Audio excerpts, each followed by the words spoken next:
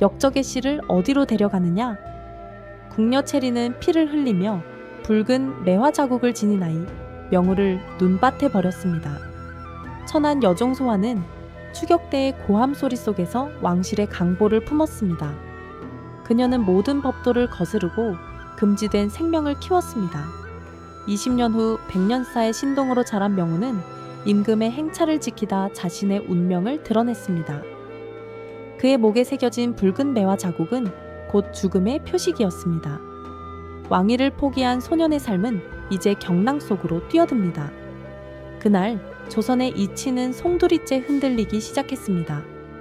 구독과 좋아요를 눌러주시면 당신의 하루에도 따뜻한 변화가 찾아올 거예요. 개해년 구이하신 파미아니엔 동짓달 칼바람이 뼈를 애는 듯한 깊은 밤이었다. 도성의 궁궐 가장 깊숙한 곳 데비전 뒤편의 비밀스러운 통로를 한 궁녀가 필사적으로 내달리고 있었다. 그녀의 이름은 체리메시 차이린, 갓스물을 넘긴 나이였으나 그 눈빛에는 이미 죽음을 초월한 결의가 서려 있었다. 그녀는 품속에 용롱, 무늬가 금실로 수놓인 비단 강보에 쌓인 무언가를 부서질 듯 꼭 안고 있었고 그 안에서는 금방이라도 터질 듯한 희미한 울음소리가 새어나오고 있었다. 등 뒤에서는 횃불을 든 내금이 병사들의 거친 발소리와 고함 소리가 쉴 새 없이 울려 퍼졌다. 거기서라 역적의 잔당을 즉시 멈추지 못할까. 체리는 감히 뒤를 돌아보지 못했다. 폐위된 세자 저하께서 마지막 숨을 거두며 부탁하신 유일한 혈육, 이 아이마저 잃을 수는 없었다. 하늘도 이 비극을 슬퍼하는지 한방눈이 거세게 몰아치며 그녀의 흔적을 지우는 듯 하다가도 이내 앞길을 가로막는 시련이 되었다. 마침내 체린이 궁궐의 가장 외진 담장에 다다랐을 때 바람을 가르는 날카로운 소리와 함께 화살이 그녀의 어깨를 꿰뚫었다. 에욱! 비명을 삼킨 그녀는 비틀거렸으나 아이를 안은 팔에는 조금도 힘을 풀지 않았다. 붉은 피가 순백의 눈 위에 흩뿌려지고 이내 비단 강보를 적시기 시작했다. 아이가 놀라 울음을 터뜨렸다. 안 됩니다, 아기씨. 제발. 체리는 마지막 남은 힘을 다해 담을 넘었다. 하지만 담 너머에서 기다리기로 한 사가 서 시지아오의 마차는 이미 흉흉한 기척을 느끼고 달아난 뒤였다.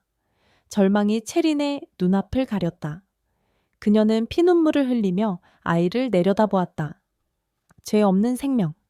미안합니다, 아기씨. 끝까지 지켜드리지 못하여 그녀는 비틀거리며 어두운 골목으로 스며들었다. 의식이 흐려지는 와중에도 아이를 살려야 한다는 일념뿐이었다.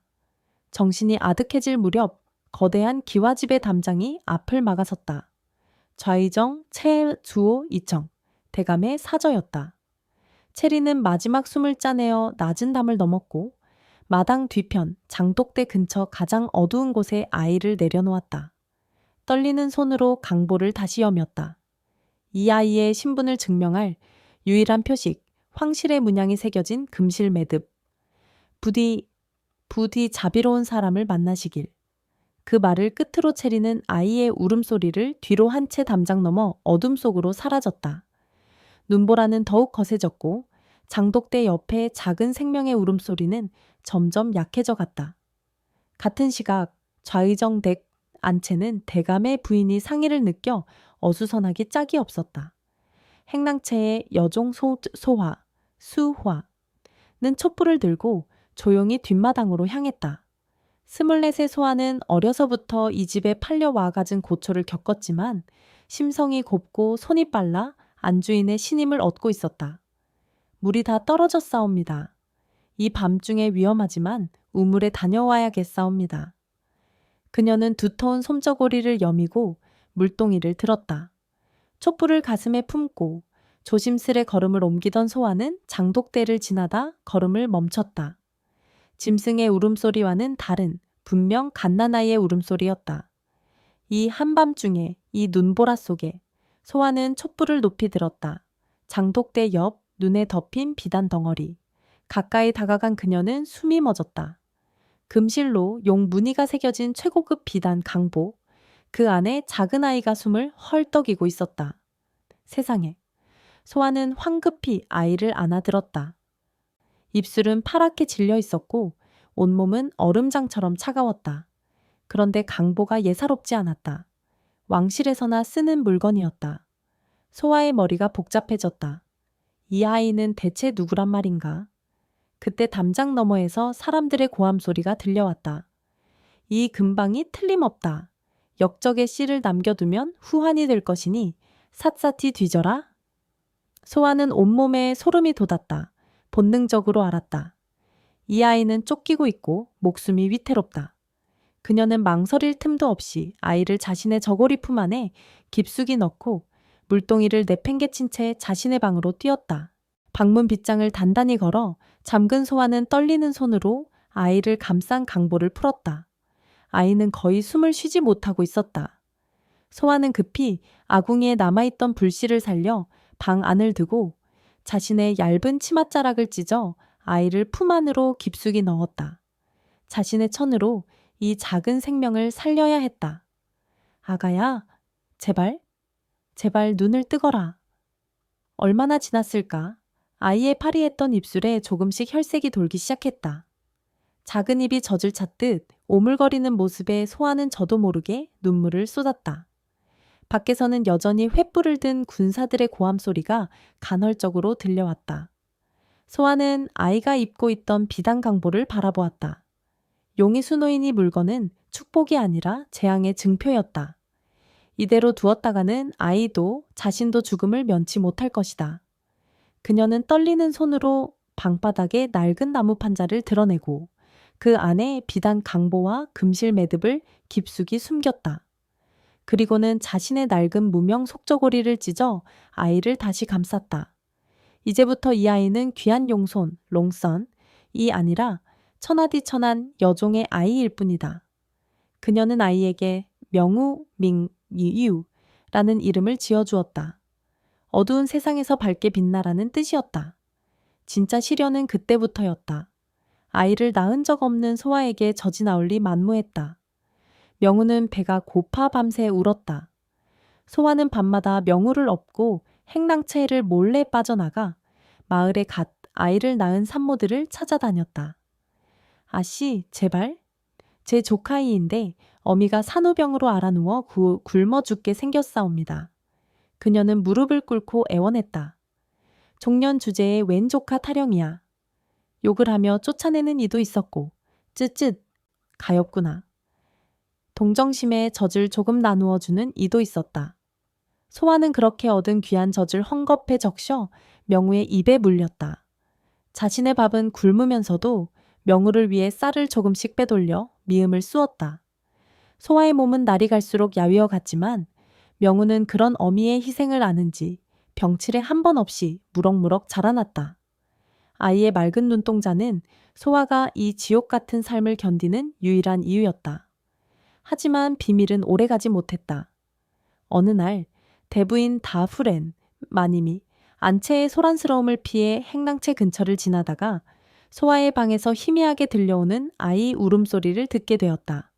저게 무슨 소리냐? 대부인 마님은 날카롭게 물었다. 아, 아무것도 아니옵니다, 마님. 고양이가? 소아의 얼굴이 하얗게 질렸다. 내년의 방에서 아이 소리가 나지 않았느냐? 대부인 마님은 방문을 거칠게 열어젖혔다. 그리고 구석에서 곤히 자고 있는 명우를 발견했다. 이게 무슨... 마님의 얼굴이 분노로 일그러졌다. 천한 종년 주제에 내년이 감히 대감댁에서 사내와 놀아나 사생아를 낳았단 말이냐? 이 집안의 풍기를 더럽혀 소아는 바닥에 머리를 조아렸다. 마님, 아니옵니다. 제 아이가 아니옵니다. 그 말은 오히려 불에 기름을 붓는 격이었다. 네 아이가 아니면 더 큰 죄가 아니냐? 필신의 집 아이를 훔쳐온 것이로구나. 이 도둑년. 소문은 삽시간에 퍼졌고 좌의정 대감이 진노했다. 가뜩이나 폐세자 문제로 전국이 흉흉한 이때 자신의 집안에서 이런 불미스러운 일이 생겨 구설에 오르는 것을 그는 용납할 수 없었다. 당장 그 아이를 내다버리고 저 종년을 곤장백대를 쳐서 내쫓아라. 대감의 불호령이 떨어졌다. 소아는 명우를 품에 안고 대감 앞에 엎드려 울부짖었다. 대감마님, 제발. 이 아이는 버려진 아이옵니다. 그저 죽어가는 목. 시끄럽다. 대감은 그녀의 말을 잘랐다. 내년에 천한 목숨 따위가 감히 누구를 살린단 말이냐. 내일 당장 그 아이를 데리고 이 집에서 사라지지 않으면 내년과 그 아이 모두 살아서 이 문을 나가지 못할 것이다. 그것은 마지막 통보였다. 그날 밤 소아는 자신이 숨겨두었던 비단 강보를 꺼내 명우의 가장 안쪽 옷에 껴입혔다. 그리고 명우를 처음 발견했던 그날처럼 눈보라가 몰아치는 겨울밤, 두 사람은 그렇게 대감댁에서 맨발로 쫓겨났다. 매서운 눈보라가 몰아치는 산길이었다. 소아는 맨발에 피를 흘리며 명우를 품에 안은 채 걷고 또 걸었다. 발은 이미 감각을 잃었지만 품속에 명우가 내쉬는 가느다란 숨결이 그녀를 지탱하는 유일한 힘이었다. 갈 곳도 기댈 곳도 없었다. 이 세상이 끝난 듯한 절망감 속에서 그녀는 겨우 이정표도 없는 산길을 따라 하염없이 나아갔다. 한참을 헤매자 저 멀리 산등성이의 작은 불빛 하나가 아련하게 빛나고 있었다. 바로 가백년사 바에리안시 탄다네하였다. 자비로운 노승이 계시다는 소문이 전해지는 곳이었다. 스님, 스님.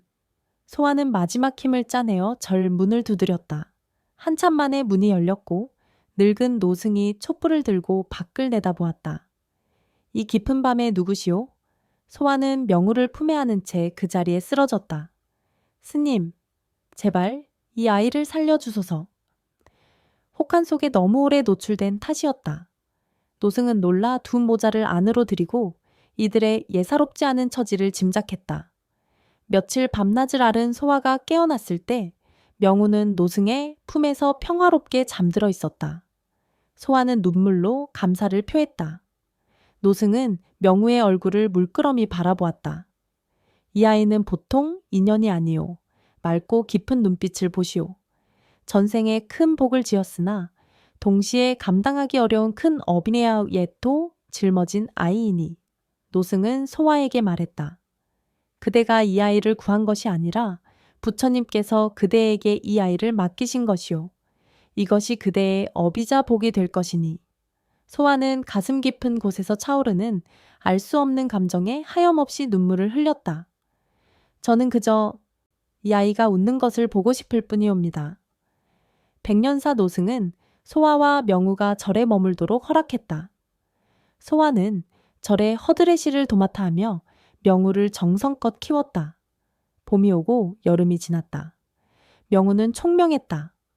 돌이 되기 전 걸음마를 떼었고 두 살에는 짧은 말들을 했다. 명우가 어머니라고 부르는 순간 소아는 세상을 다 얻은 기분이었다. 세월은 빠르게 흘렀다. 명우가 5살이 되었을 때 백년새는 종종 먼 곳에서 양반 자제들이 찾아와 노승에게 학문을 배우곤 했다. 명우는 그 모습을 먼발치에서 지켜보았다. 어머니, 저 형님들은 무엇을 하는 것이어요? 소아는 가슴이 미어졌다. 명우는 신분이 없는 천인, 젠렌에 가까웠다. 그런 아이가 어찌 글을 배울 수 있단 말인가? 명우야, 우리는 그럴 수 없단다. 글은 양반들이나 배우는 것이야. 하지만 명우에 배우고자 하는 열망은 꺾이지 않았다. 그러던 어느 날 저를 찾은 한 저명한 학자가 명우의 눈빛을 보고 말했다. 저 아이의 눈빛은 범상치 않구려. 혹여 그를 아는지요? 노승은 명우를 제자로 삼겠다고 선언했다. 이 아이는 천한 것도 귀한 것도 아니오. 그저 부처님의 아이일 뿐이니. 그날부터 명우는 노승에게 가르침을 받았다. 천자문을 익히고 사서 삼경을 읽는 명우의 학습 속도는 모두를 놀라게 했다. 한 번 들으면 잊지 않았고 한 번 본 글자는 정확히 기억했다. 10살이 되었을 때 그는 이미 대부분의 양반 자제들을 능가했다. 그러나 명우는 의문을 품었다. 스님, 사람은 어찌 태어날 때부터 신분이 정해지는 것입니까? 이 이치는 하늘이 정한 것입니까? 사람이 정한 것입니까? 노승은 쉽게 답하지 못했다. 명우는 또 물었다. 어머니는 종이었고 저는 버려진 아이입니다. 그렇다면 저는 무엇을 해야 제가 될 수 있습니까? 노승은 명우에게 답했다. 너는 네가 정하는 것이니라. 15이 되었을 때 명우의 명성은 이미 인근 마을에 자자했다. 소아는 불안에 떨었다. 너무 눈에 띄면 아이의 정체가 밝혀질까 두려웠다. 명우야, 너무 나서지 마라. 명우는 어머니의 눈빛에서 두려움을 읽었다. 그러나 더 이상 묻지 않았다.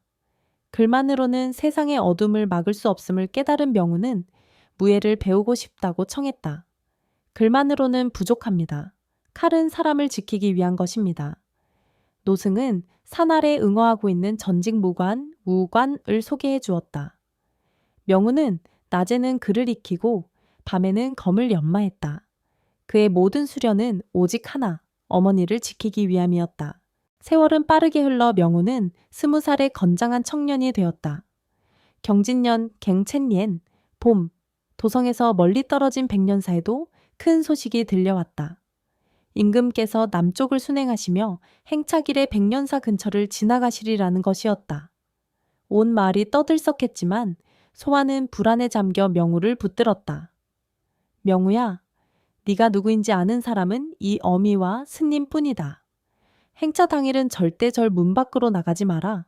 어미의 간절한 부탁이니. 소아는 알 수 없는 불길함에 밤잠을 설쳤다. 소아의 불안은 현실이 되었다.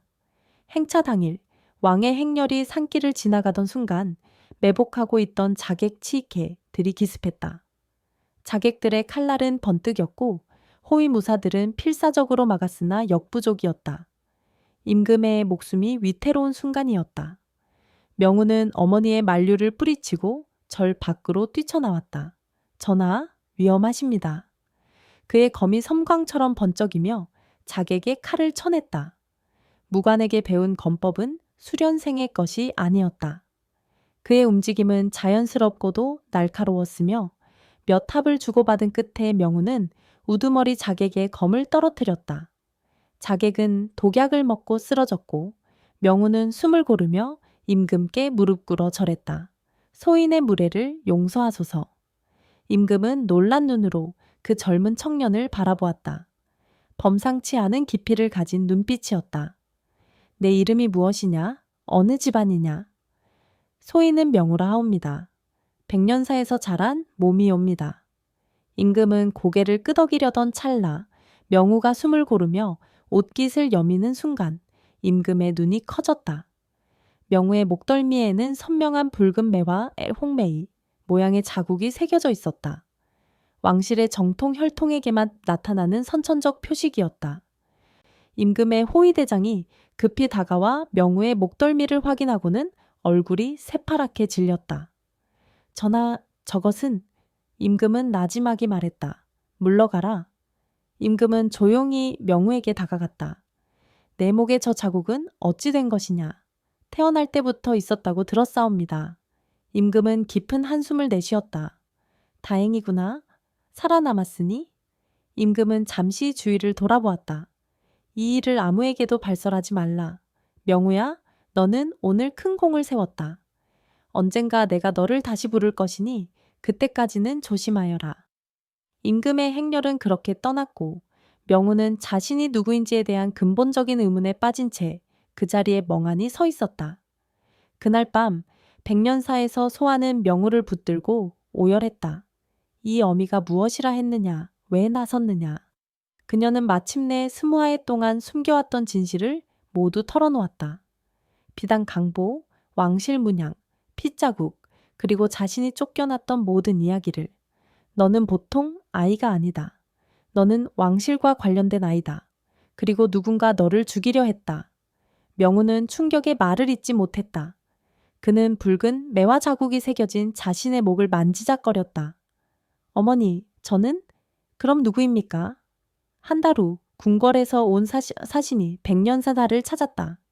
임금께서 명우를 부르신다는 어명이었다. 명우는 소아의 눈물 어린 걱정을 뒤로하고 궁궐로 향했다. 궁궐은 화려했으나 냉랭했다. 명우는 늙고 병약해진 임금 앞에 무릎을 꿇었다. 임금은 고통스러운 얼굴로 명우를 바라보았다. 20년 전 내 아들 세자가 역모로 몰려 폐위되었다. 억울한 누명이었으나 조정의 권세가 너무 강했다. 나는 아들을 지키지 못했다. 임금의 목소리는 떨렸다. 세자는 죽음을 맞이했고 그에게는 갓 태어난 아들이 있었다. 그 아이를 몰래 빼돌렸다는 소문이 있었으나 끝내 찾지 못했지. 역적의 씨는 남겨서는 안 된다며 그들이 너를 찾고 있었다. 임금은 자신의 옷깃을 열어 명우와 똑같은 붉은 매화 자국을 보여주었다. 명우야, 너는 정통 왕위 계승자다. 하지만 이것은 축복이 아니라 네 목숨을 노리는 저주다. 임금은 명우의 손을 잡았다. 내게 시간을 다오. 내가 조정을 정리할 때까지 내 정체를 숨겨야 한다. 그리고 내 어미 소아는 참으로 고귀한 여인이로다. 그녀가 아니었다면 나는 손자를 영영 잃었을 것이다. 궐을 나선 명우는 멀리 백년사를 향해 산길을 달렸다. 그러나 그의 뒤를 3명의 자객이 그림자처럼 쫓고 있었다. 임금의 행차 때 정체를 노출한 것이 화근이었다. 내 놈이 명우냐. 역적의 씨를 남길 수 없다. 명우는 급히 검을 뽑아 자객들의 칼날을 막아냈다. 치열한 싸움 끝에 명우는 큰 상처를 입었지만 무예로 단련된 몸은 끝내 자객들을 물리쳤다. 피를 철철 흘리며 백년사에 도착했을 때 소아는 혼비백산하여 명우를 부둥켜 안고 울부짖었다. 명우야, 네가 어찌 이리 되었느냐. 소아는 밤새도록 명우를 간호했다. 상처를 씻고 약을 발랐으며 단 한순간도 그의 곁을 떠나지 않았다. 고통 속에 명우가 나지막이 물었다. 어머니, 후회하지 않으세요? 차라리 그날 저를 두고 오셨다면 어머니는 이토록 험난한 고통을 겪지 않고 편안히 사셨을 텐데요. 소아는 그 말을 듣자마자 명우의 상처를 닦던 헝겊을 집어 던졌다. 그녀의 눈빛은 흔들림 없었다. 다시는 그런 망발을 입에 담지 마라. 이 어미에게 너는 내 목숨보다 소중하다. 네가 왕족이든 역적의 자식이든 이 어미에게는 아무 상관이 없다. 너는 내 아들이다. 소아는 명우를 품에 안고 하염없이 눈물을 흘렸다. 명우 역시 태어나서 처음으로 뜨거운 눈물을 흘렸다. 20해의 삶 동안 그는 이 순간만큼 진정한 감동을 느낀 적이 없었다. 고맙습니다. 저를 살려주셔서, 저를 사랑해주셔서. 그날 밤 세상이 무너져도 서로가 있기에 괜찮다는 깊은 신뢰와 사랑이 모자, 무지 사이에 단단히 뿌리 내렸다. 그 후 3년이 흘렀다. 임금은 조정을 서서히 정리하며 부패한 권신들을 숙청했지만 그 반발과 역모의 소문은 끊이지 않았다. 임금은 이 모든 일에 기력이 쇠하여 건강이 극도로 악화되었다. 어느 날 임금이 위독하다는 급보가 백년사에 도착했다. 명우는 급히 궐로 향했다. 임금은 침상에 누워 힘겹게 숨을 쉬고 있었다. 명우, 왔느냐? 전하. 임금은 명우의 손을 잡았다. 내게 시간이 얼마 남지 않았다. 너를 세자로 책봉하고 싶었으나 조정이 허락하지 않는구나. 내 힘이 부족했다. 임금의 목소리는 힘이 없었다. 명우야, 내게는 2갈래 길이 있다. 하나는 왕위를 포기하고 네 어미와 함께 조용히 사는 것. 다른 하나는 싸워서 내 권리를 쟁취하는 것이다. 임금은 힘없이 미소 지었다. 왕이 되는 것이 곧 행복은 아님을 기억하여라. 명우는 눈물을 흘리며 고개를 끄덕였다. 명심하겠습니다. 전하. 임금은 며칠 후 숨을 거두었다. 임금이 승하하자 조정은 대혼란에 빠졌다. 후계자 문제가 발등에 불이 되었다. 폐세자의 아들이 살아있다는 소문은 이미 조정을 양분시켰다. 권신들은 득달같이 들고 일어나 명우를 가리켜 역적의 씨라며 맹렬히 비난했고 개혁파들은 정통혈통이라며 그를 옹립하려 했다. 신하들은 서로를 역적이라 몰아쓰며 칼을 뽑는 내전 직전의 상황까지 치달았다. 바로 그때 명우가 조정의 편전 비안비안으로 성큼 걸어 들어왔다. 그의 등장에 싸우던 신하들은 일제히 입을 다물었다. 명우의 눈빛은 맑고 단호했다. 그는 모든 대신을 향해 선언했다. 나는 왕위, 왕웨이를 원하지 않는다. 명우의 말은 번개와 같았다. 조정은 일순간 침묵에 빠졌다가 곧 술렁거렸다. 일국의 정통 계승자가 스스로 왕위를 포기하다니. 그러나 명우는 흔들림 없이 이어서 말했다. 나는 그저 내 어머니와 평범하게 살고 싶을 뿐이다. 하지만 여기에는 조건이 따른다. 그는 권력을 버리는 대신 나라와 자신의 어머니, 그리고 천인들을 위한 대가를 요구할 참이었다. 나는 왕위를 원하지 않는다. 하지만 조건이 있다. 명우의 단호한 목소리가 편전 가득 울려 퍼졌다. 대신들은 웅성거렸으나 권좌를 거부한 명우의 기세에 감히 소리를 내지 못했다. 명우는 칼자루에서 손을 떼고 모두를 향해 정면으로 시선을 던졌다. 첫째, 내 어머니 소화, 수화를 복권 후찬하라. 그녀는 종이 아니다. 목숨을 걸고 왕실의 혈육을 구한 은인 렌이다. 그녀에게 합당한 예우를 갖추고 평생 편안히 살 수 있는 거처를 하사하라.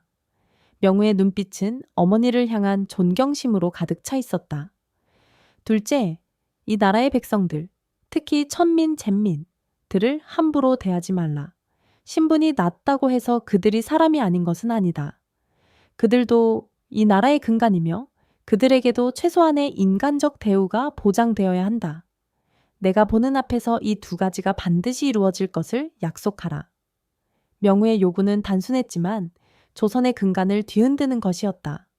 특히 천민에 대한 처우 개선 요구는 권신들의 특권의식을 정면으로 겨냥했다. 한 권신이 반발했다.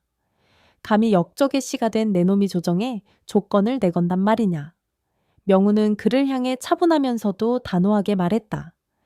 나는 왕위를 포기하는 대신 나라의 정의를 요구한다. 내가 왕이 되어 피를 보며 이 모든 것을 바로잡는 길보다 평화로운 약속으로 나아가는 길을 택하겠다. 이 조건이 받아들여진다면 나는 영원히 궐 밖으로 물러나겠다. 명우는 허리춤에 검을 뽑아 바닥에 내려놓았다. 만약 이 약속이 지켜지지 않는다면 명우는 잠시 말을 멈췄다. 내가 이 나라의 어그러진 이치를 직접 바로잡을 것이다. 명우의 말은 무언의 위협이자 동시에 숭고한 약속이었다. 권신들은 명우가 진정으로 왕위를 원하지 않으며 그의 결심이 탐욕이 아닌 신념에서 비롯되었음을 깨달았다. 만일 그를 거부하면 그는 궐 밖에서 백성들의 추앙을 받는 의로운 왕손으로서 영원한 반역의 불씨가 될 것이었다. 결국 대신들은 무릎을 꿇기 시작했다. 소신들은 명우대감의 뜻에 따르겠사옵니다. 조정은 명우의 요구를 받아들였다. 소아는 공식적으로 왕실의 은인으로 인정받았고 작은 저택이 하사되어 평생을 편안히 지낼 수 있게 되었다. 명우는 소아를 찾아가 말했다. 어머니, 이제 편히 사실 수 있어요. 제가 왕이 되는 것보다 이것이 더 좋습니다. 저는 어머니와 함께 있는 것이 좋아요. 소아는 눈물을 흘렸다. 네가 왕이 되어 세상을 바꿀 수도 있었는데 왕이 아니어도 세상을 바꿀 수 있어요. 저는 그렇게 믿습니다. 어머니가 저를 강하게 키워주셨잖아요. 나라는 명우의 요구를 씨앗 삼아 조금씩 변화하기 시작했다. 천민에 대한 차별 대우가 개선되었고 신분 제도가 서서히 완화되기 시작했다. 백성들은 왕위를 포기하고 백성을 택한 명우를 의로운 왕손이라 칭송하며 추앙했다. 명우는 어머니 소아와 함께 하사받은 저택에 머물지 않고 전국 방방곡곡을 돌아다녔다. 그는 배움이 없는 이에게는 글을, 가난한 이에게는 식량을, 억울한 이에게는 힘을 나누어 주었다. 그는 왕이 아니었지만 왕보다 더 큰 권위와 영향력을 가졌다. 명우는 자신이 검을 배우고 학문을 익힌 궁극적인 목적을 왕좌가 아닌 민초들 속에서 실어여냈다. 소아는 아들이 왕이 되는 대신 가장 평안하고 아름다운 삶을 선택했음을 깨닫고 잔잔한 미소를 지었다. 명우는 그렇게 어머니의 품 안에서 그리고 백성들의 마음속에서 영원히 역사에 남을 의로운 길을 걸었다.